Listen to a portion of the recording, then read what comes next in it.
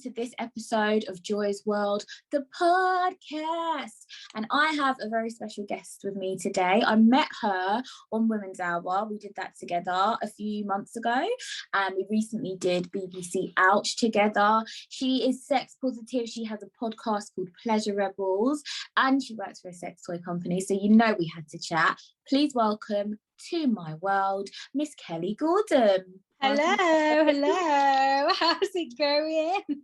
All good. Now, Kelly, my first question is always the same to everyone that I interview, and that is because I do care, and that is, how are you feeling today?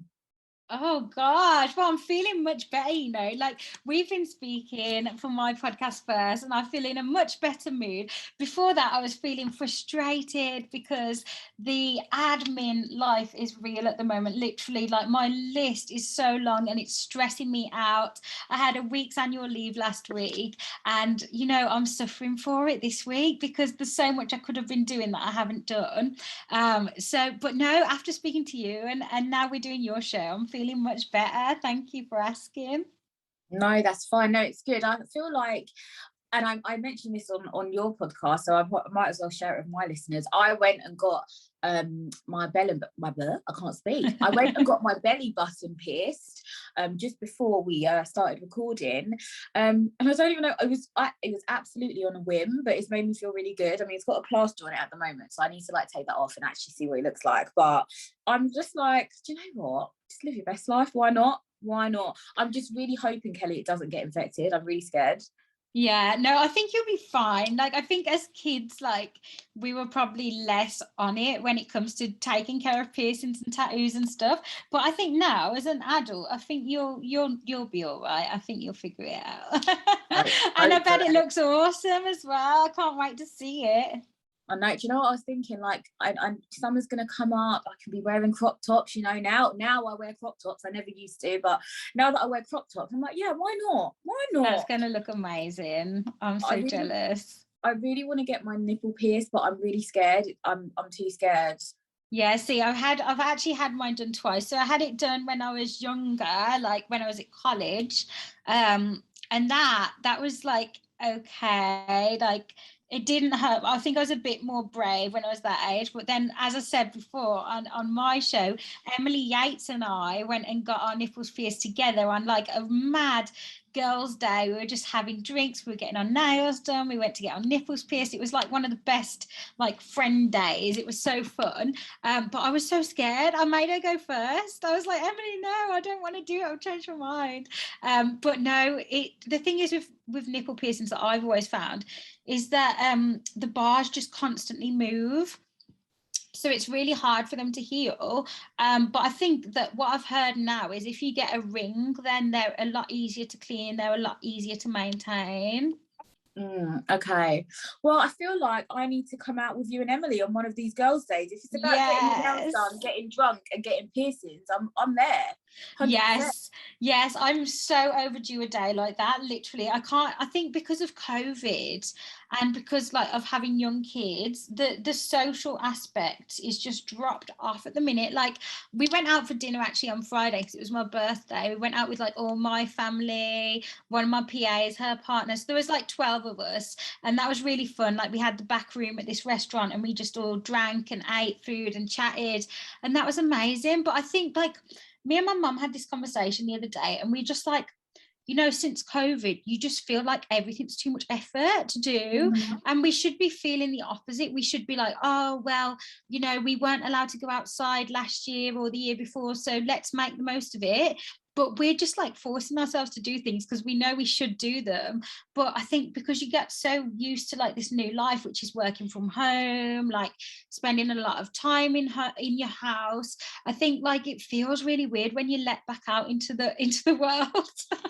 No, definitely. It has been weird, but I'm like you, I've been trying my best to make it, to make the effort to go out. And also though, I think when you have a disability, we're going to go into that in a minute, but when you have a disability and we know that we have to think about access things, it's even harder. Like sometimes I'm like, I want to go here, but I have to think about X, Y, and Z, and it worries me so much. I talk a lot on my podcast about my travel anxiety and things like that, but I'm trying to like do this thing where I do things that scare me, even just like going out by myself, like going to events or going to places by myself. I never would have like used to do that.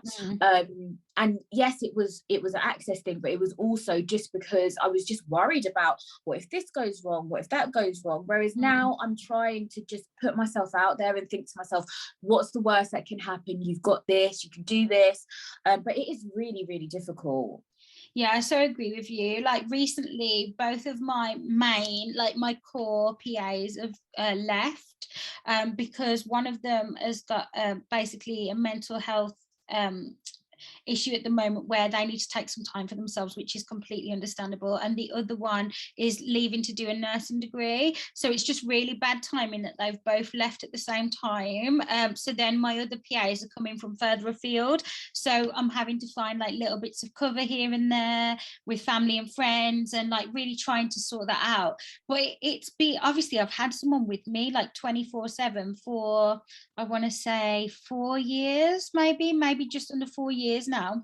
And so going back to doing things on my own, even if it's just like I'm driving somewhere and I need to get like some milk and bread from the shop, like me getting out the car by myself, like it freaks me out, like, because I've got no one there. But I used to be like, I'd drive to work, I'd go in and get myself a sandwich. I'd think, okay, I'd avoid certain stores because I'd be like, well, their aisles are really tight for my chair, and like I can't get up to this shelf that I know I need and things like that. But now it's just like, oh shit, like what if this happens or what if that happens? And I don't know where it's come from. So I'm going to start doing what you're doing and forcing myself to just get back into the zone with it all. Yeah, because you know what, it's funny you say that, because I've recently got PAs. I think just late last year I got a PA, and then I got another one, and one of them has had to leave now, but I've still got one, and she's amazing. But yeah, it is you, so because obviously we know like that PAs are there to help us, assist us, right? But you do sometimes, as you say, you can kind of lose that sense of like, oh, I can just do X, Y, and Z. And I think now that one of mine has left and I'm left with one, I feel like it's, in a way, it's kind of given me that push to be like, oh, okay, well, you was doing X, Y, and Z before by yourself, and you can still do it. Does that make sense? Like, it's really hard. It's really hard. And I think like now as well, I've seen how much easier things are with PAs. So you think, oh, for me to do this by myself is a massive rigmarole. Whereas before it used to be part of your day-to-day life. Like you'd be like, okay, I'm going to go to the shop, I'm going to drive to work, I'm going to get out my car, go in the shop, get someone to bring the bags out, get back in my car and drive to work. But then when you've got a PA, it's just like, okay, I really want a chicken salad sandwich for my lunch. Can you just go in here? I'll wait in the car for you and then we can carry on. Do you know what I mean? It's like adding all that time back into your schedule that you've took out. But before you had that in your life, before you had PAs, you didn't even see it as an issue. It was just the way you did things. Do you know what I mean? You just get on with it, don't you? But yeah, it's so there's so much to it. But just going back to it, Kelly, obviously you mentioned that you're a wheelchair user.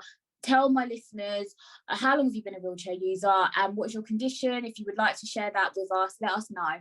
Yeah. So I am a full-time electric wheelchair user. I've got spinal muscular atrophy type 3, which is basically, it's a progressive genetic condition. So both of my parents are non-disabled.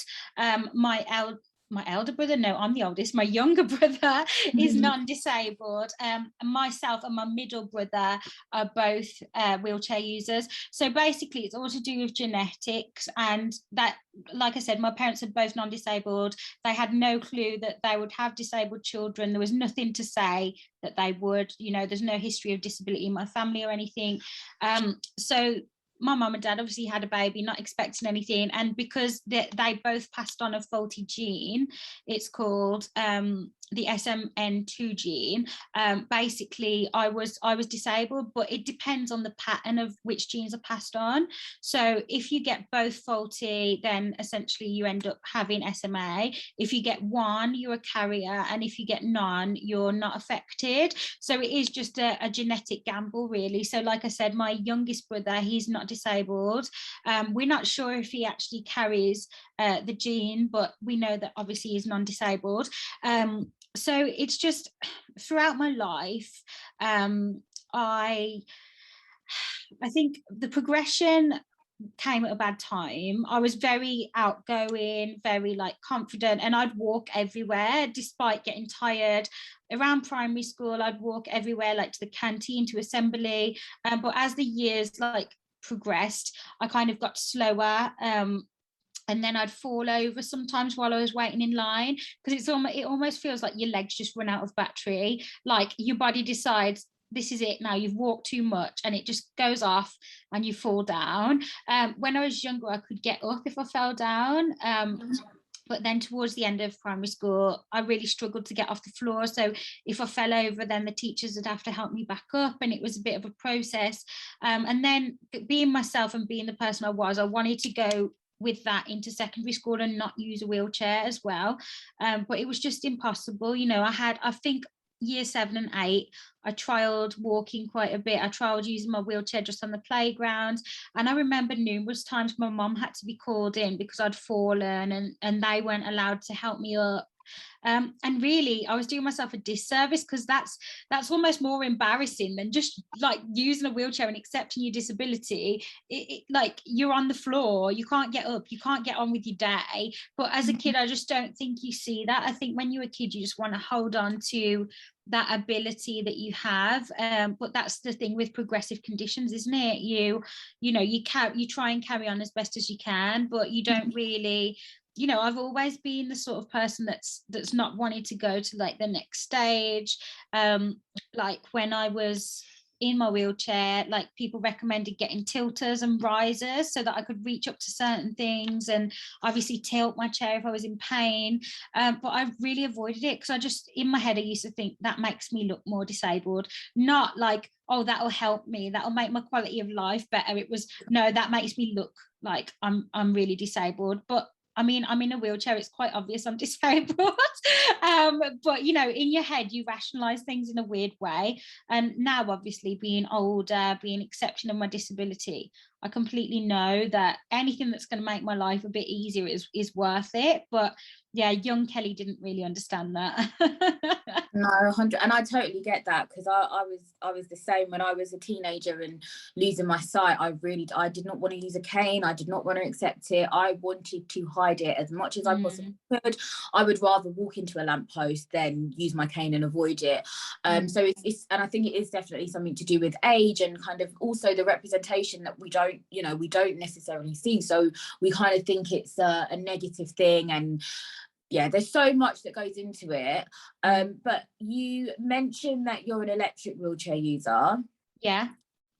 Talk to me a bit. So you were saying when you was younger, you was falling over and you found it hard to get back up. Does your condition, does it mainly affect your legs, or does it also affect your arms too? Because I know that, I have a friend, she's also a wheelchair user, but she, I can't remember what her condition's called now off the top of my head, but I know that she has issues with her hands sometimes, and she really struggles to pick things up and things like that. And it's funny because sometimes people think if you're a wheelchair user, then it's just your legs that's affected, and there couldn't possibly be anything else wrong. But I think it's important to kind of speak about because my condition, it started off affecting only my eyes. It was inflammation in the back of my eyes, but as I got older, it progressed on to arthritis. So I have rheumatoid arthritis in my knee, so sometimes it swells up and I have to get it drained and stuff like that. So yeah, talk to me a little bit about that. Yeah, definitely. So basically, SMA does affect the whole body. So I've got type 3, which is the mildest type, and then there's type 2 and type 1. Type 1 is very severe, and in the past, you know, babies born with type 1 wouldn't survive, but now there's 2 treatments for my condition that have been showing obviously progress in younger babies and stopping the progression of the condition. But so for me, in terms of my progression and where I'm at is, yeah, my legs are completely affected by the SMA, but that was mainly brought on by having my 2 children, because the big changes in the body really make the progression ramp up. So basically, after having my second child, I could only just stand to like turn into my bed from my chair, with help from my partner. Before I had Hunter and I'd just had Mason, I could still walk a few steps from my chair to the bed or my chair to the toilet. Before I even got pregnant with Mason, I could walk from my bedroom to the bathroom. And when I say walk, I mean like in my own way. It wasn't like a supermodel catwalk. It was my own way of walking. But obviously that's a lot of progression to happen in 4 years. And that wouldn't have happened without me having kids, because there wouldn't have been any changes to really start that progression off, you know. So yeah, so that was kind of big for me. And then after I had Hunter, I actually broke my ankle as well. So now I'm not able to stand at all, because I had 12 weeks off my feet in plaster. So essentially the muscles just wasted. So I'm not able to support my own weight now. I can stand with the help of my partner, but like if he let go, I'd fall to the floor basically. And then in terms of my hands, I've noticed a lot more weakness in my hands and arms recently. You know, things like opening bottles, opening jars. Like I do everything with my teeth. I know I shouldn't. My nan always tells me, my nan's like, Kelly, you're gonna break your teeth. But I'm like, well, if I need to open the kids' drink, that's how I'm gonna do it. I need to do it. So yeah, I mean, I've noticed like since I had Hunter a little bit more progression, but hopefully I'm starting treatment soon, so that should stop that progression. Okay, no, that's interesting. And I was just going to ask you, because going off what you just said about how it kind of it progressed after you had your second child, and you don't have to answer this if you don't want to, but has that made you, I mean, I don't know what your situation is now, but like, are you thinking about having more children? Would you consider that, considering like what the effects it has on your body? No, so I basically I shared this on a podcast I did recently, and I haven't even said this on my own show yet, but I did a podcast called Brave Bird recently, which is all about being brave and talking about things that scare you and things like that. And I'd recently gone through a termination of pregnancy, very recently. I'm talking January this year, and I hadn't spoken about it. I was basically medically advised not to carry on with the pregnancy. It was a shock. Like myself and my partner, I think we love the idea of having another baby, but we know the practicalities. We know that, you know, it's going to put my body under a lot of stress. We know that we've already got our hands full with 2 kids, but it just wasn't, I couldn't do it. And Josh was very, very concerned about my health, my progression, whether I'd make it, to be honest. Like I've had 2 C-sections. Obviously the risk becomes greater with every C-section for anyone, able-bodied or not. So we had to make the really, really horrible decision to have a termination. And I didn't want to, like, I still don't want to, like, I wish we could have gone through with that. And obviously seeing friends pregnant and you know, people having babies, it's heartbreaking, because, you know, we're in love, we're a family. If I was non-disabled, we would have happily had that child, but unfortunately because of my disability, I had to make the really horrible choice to go through that. And, you know, a testament to Josh as well, because when we went through that, he was the one there caring for me. And without being too graphic and traumatic, maybe put a trigger warning on the episode just in case, but he was the one removing everything and, you know, making sure I wasn't bleeding too much. And he took like a massive role in that nobody should ever have to do. And obviously because I was disabled, I am disabled, I wasn't able to do that for myself. So he had to take that, really step up and take that massive role.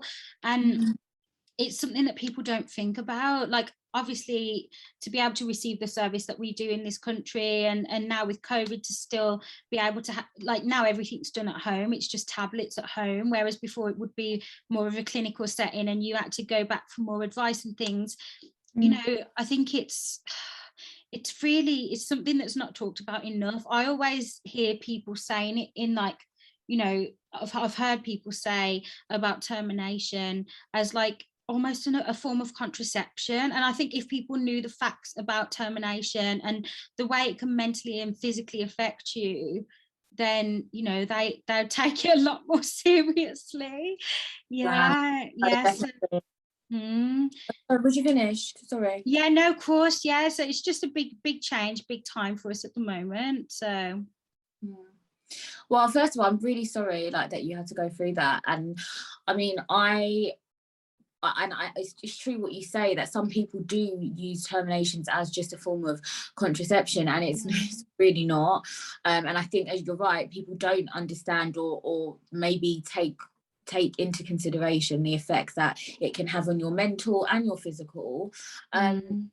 It's very difficult. And actually, one of the questions that I used to get a lot when I was pregnant with Janelle, which kind of annoyed me, offended me, I guess.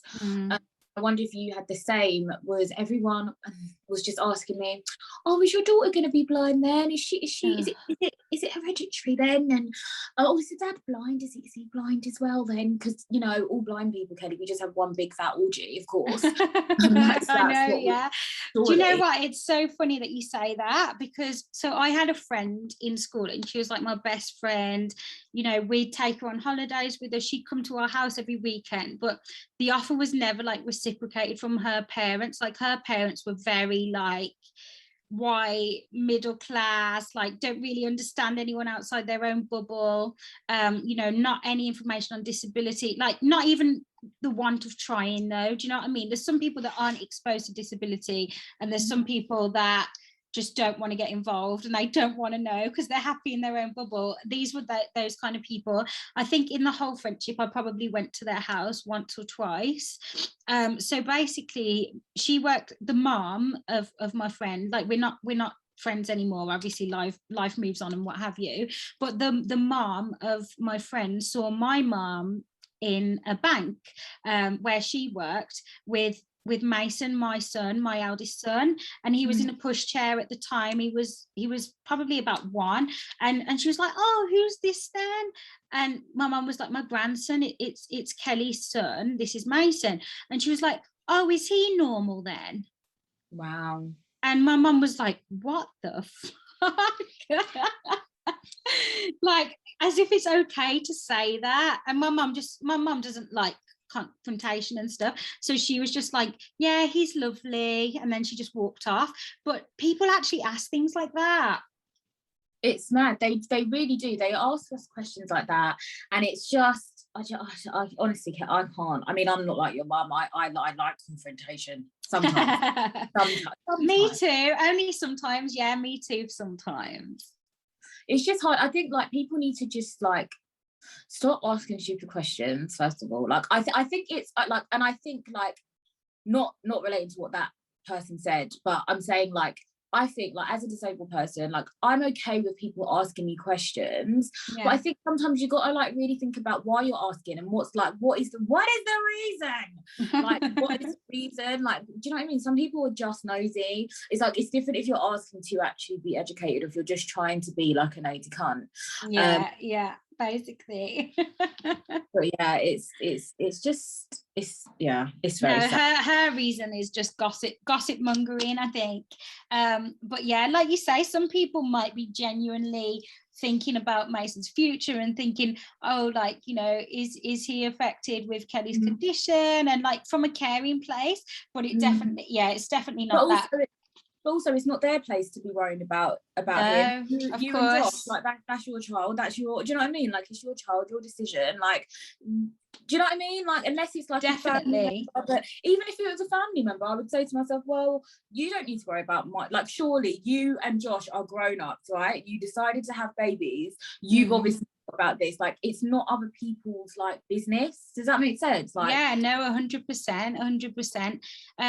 Yeah, like I don't know what these people think they're going to do with that information, like you say, but yeah, it's the thing is, even if one of my sons did have my condition, like surely I'm the best equipped person to deal with it because I've been through that. And oh my god, the fact that you just always say that about like when people used to ask me like, is Janelle going to be visually impaired as well, and I always said like I don't know, to be fair. And also what people need to understand, non-disabled people, what they need to understand is that you can become disabled at any point.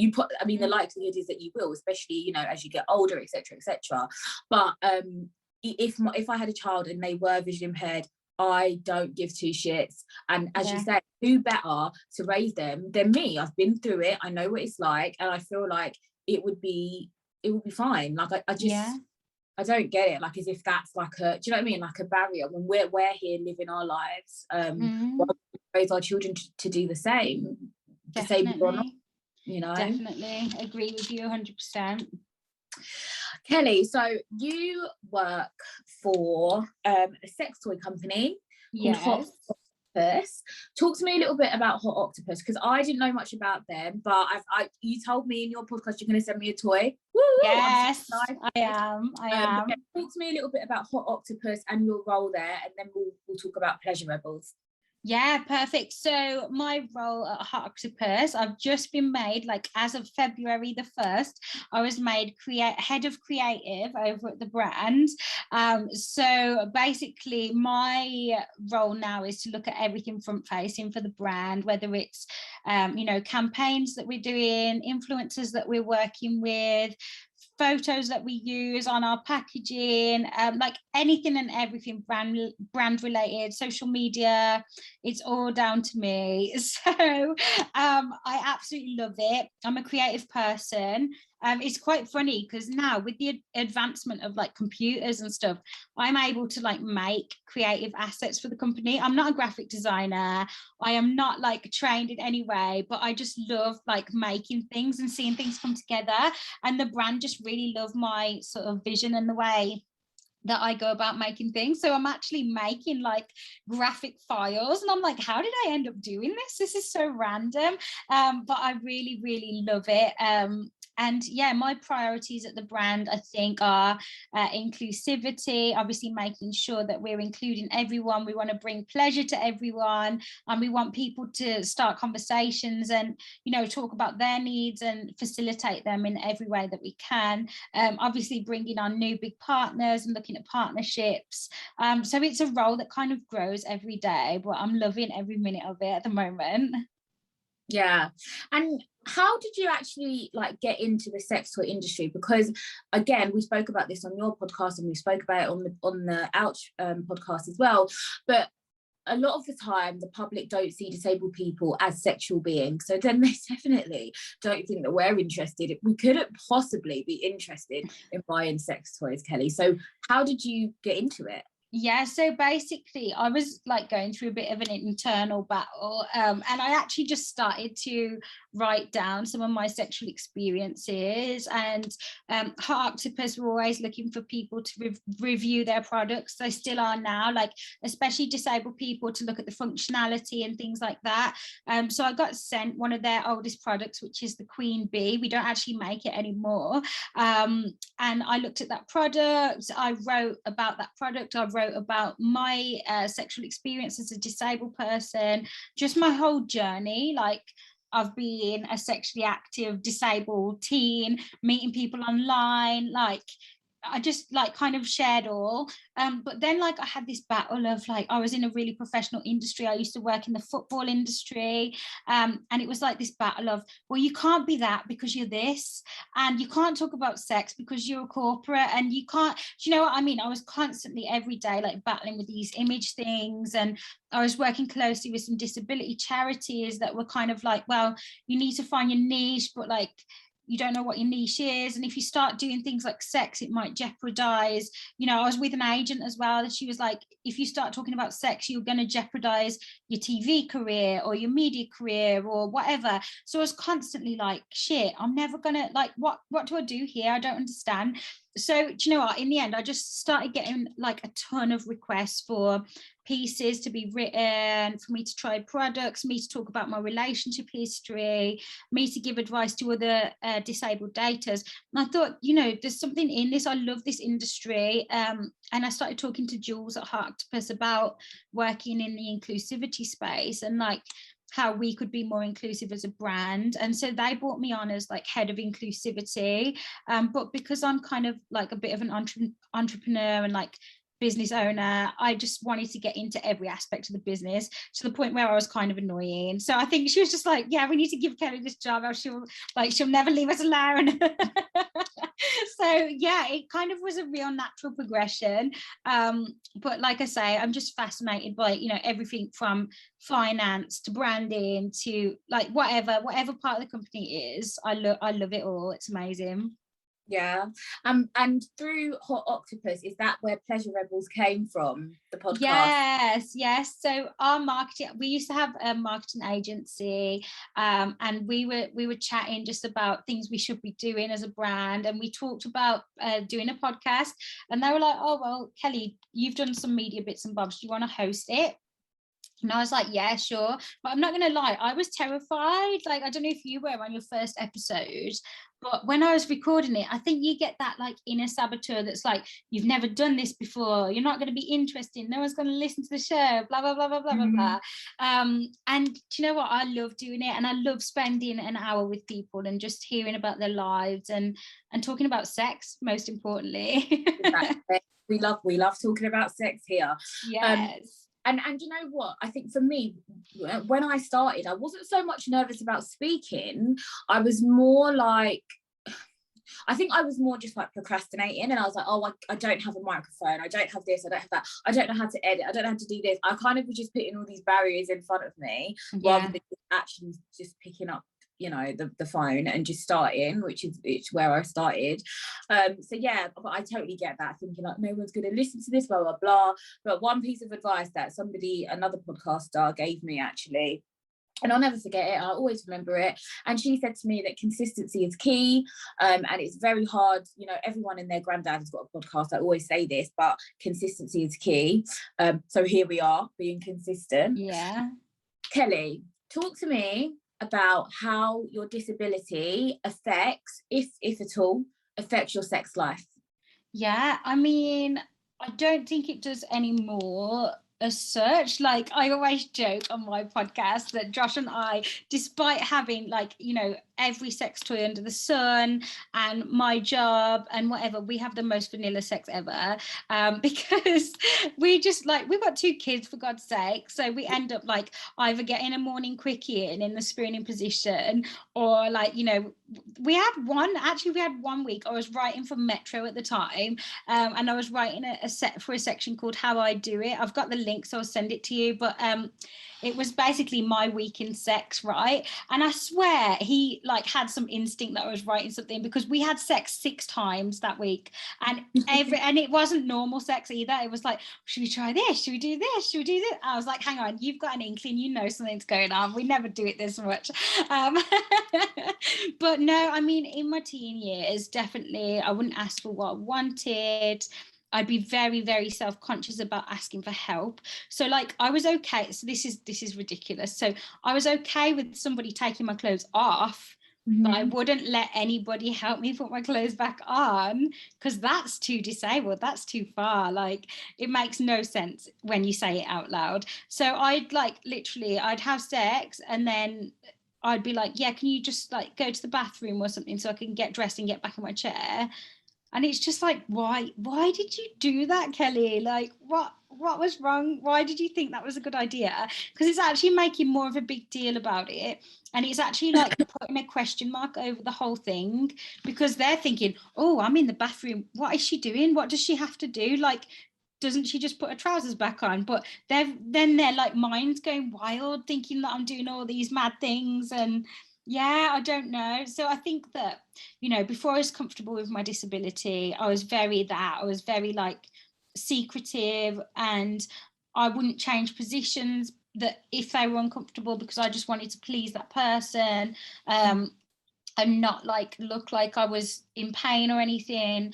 But I think obviously what I've learned now as somebody that's confident with their disability and talks about sex for a living is just communicate, like be open with your partner, whether it's just like a one night stand partner or a long-term partner. Just say, okay, I can do this, I can't do that. You don't have to say it in like, you can either say it in just like a blasé way, or you can say it in like a sexy way, like I prefer like, you know, what you like and what you want them to do to you. It doesn't have to be unsexy, and it doesn't have to be like a manual about how to have sex with you.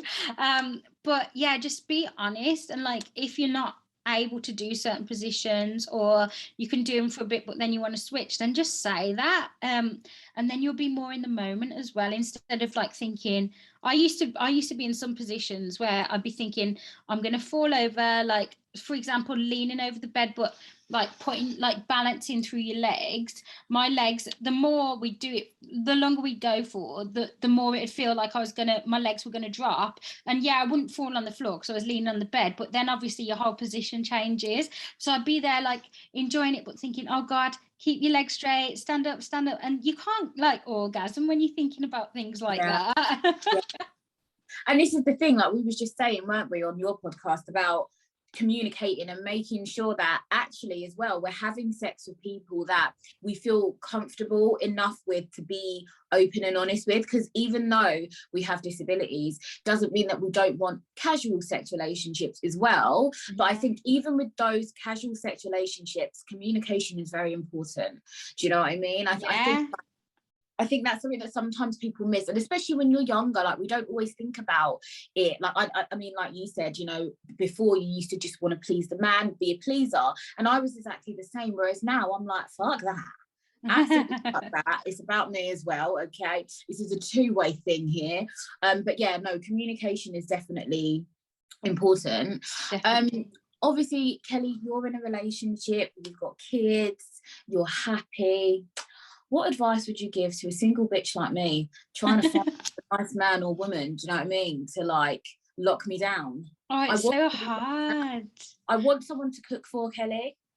Oh my god, that's another thing. I'm obsessed with cooking. Like I'm always cooking. It's my favorite, even to the point where people are like, you work all day and then you cook, why do you do it? Because I enjoy it. That's like what I enjoy doing. It's pretty sad, but yeah, honestly it's so hard to give advice because like I said, I was in a long-term, well, we were actually married, and it wasn't a great situation. I won't talk about that because it's not very fair on the other person.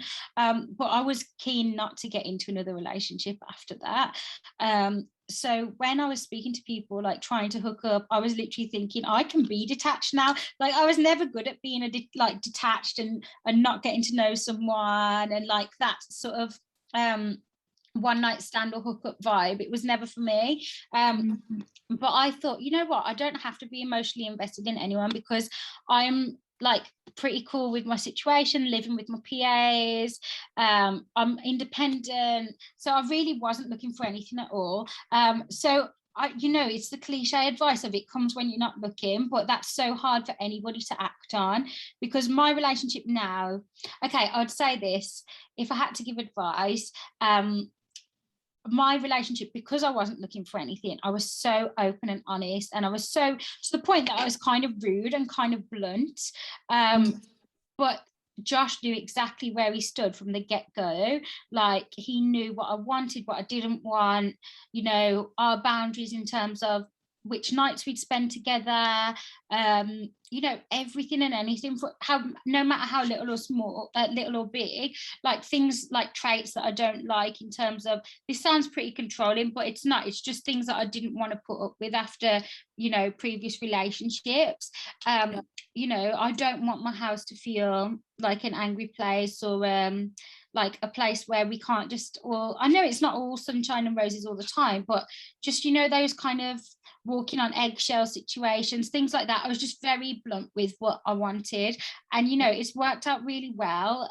So I'd recommend that anyone, like when they're dating and trying to meet people, just put your true authentic self out there, whether it's like what you're looking for, or your interests, or the way you like to live your life, whatever it is, just try and be you.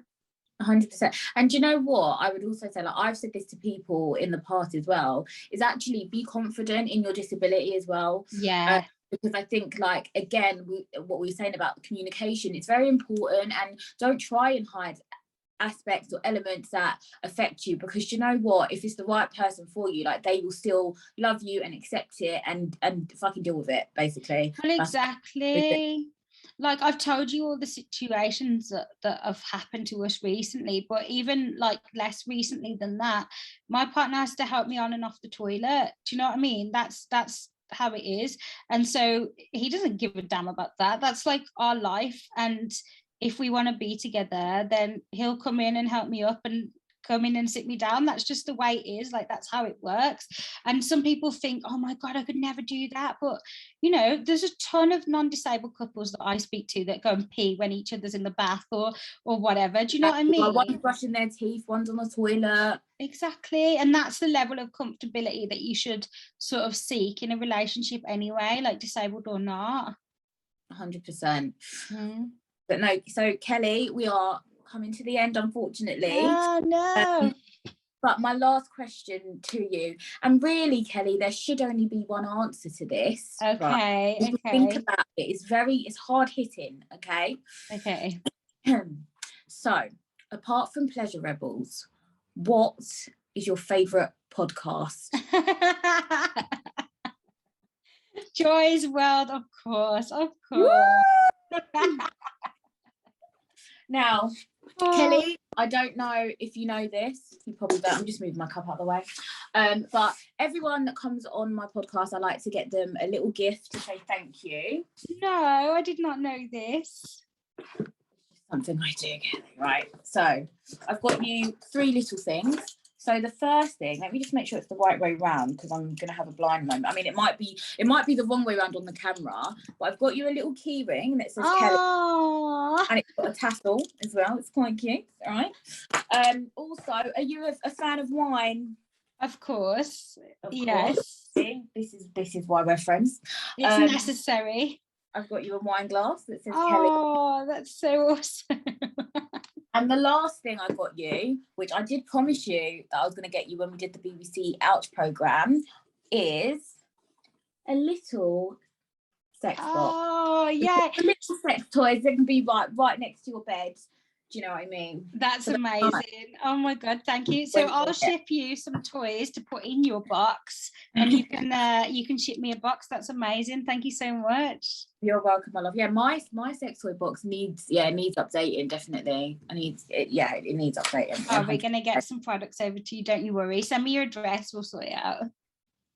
Okay, let's do that. I'm excited. I can't wait, because I feel like I love the magic wand, but I feel like I do need to explore with other toys. I feel like I'm a little bit too loyal to that. Yeah, definitely. I'd love to get your review anyway, so I'm looking forward to it. Tell everyone where they can find you. If they have any questions or they just want to listen to Pleasure Rebels, tell them where they can find you. Yeah, sure. So if I'm on social media, I'm on Twitter, Instagram, and LinkedIn. My Twitter and Instagram is at Miss, so MS Kel, KELGEE, so Miss Kel G.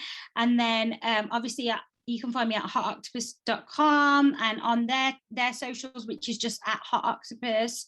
And then Pleasure Rebels, we just run through the Hot Octopus account, but you can get Pleasure Rebels on any good podcast place, so iTunes, Spotify, wherever, and it's just search Pleasure Rebels. Awesome. Thank you so much for coming on, Kelly. Guys, remember to follow your dreams and follow me on Instagram at Joy's World the Podcast. Follow me on TikTok at Joy's World the Podcast, Twitter at JoyXOXO. Email me if you're a hot guy or a hot girl, joyspodcast@hotmail.com. Remember to stay happy and live your best life always. Mwah.